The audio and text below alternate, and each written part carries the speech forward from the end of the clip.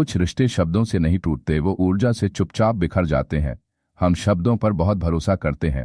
परमहंस योगानंद जी ने कहा था, वातावरण की शक्ति इच्छा शक्ति से भी अधिक प्रभावशाली होती है। क्यों? क्योंकि हम मनुष्य सिर्फ शरीर नहीं है, हम विचार नहीं है, हम चेतना है, और चेतना की अपनी ऊर्जा होती है। हमने से अधिकतर लोग लोगों को उनके शब्दों से परखते हैं।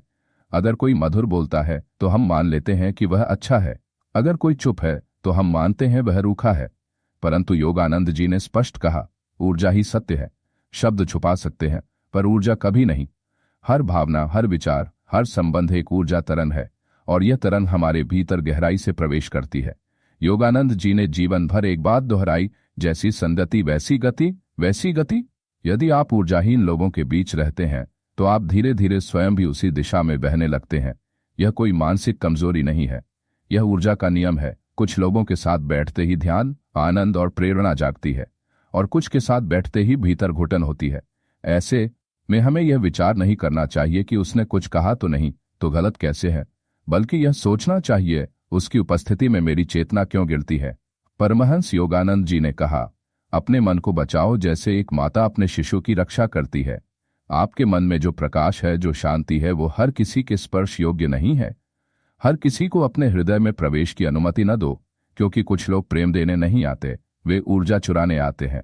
आप विनम्र रहते हुए भी सीमाएं बना सकते हैं, आप प्रेम रखते हुए भी दूरी बना सकते हैं। दूरी कोई घृणा नहीं होती, यह आत्मसम्मान की पराकाष्ठा है।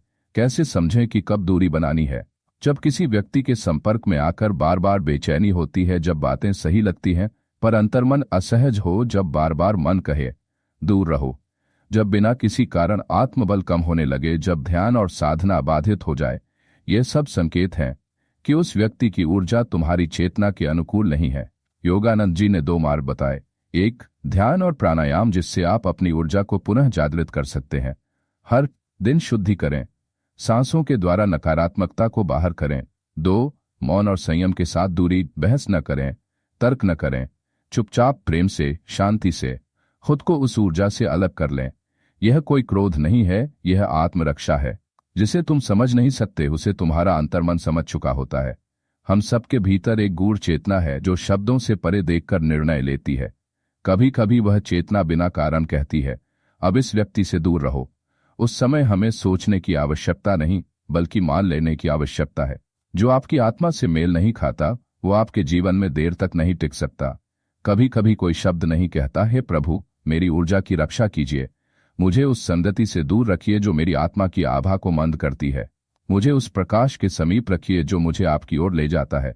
ओम शांति, ओम शांति। लेकिन उसकी ऊर्जा सब कह देती है।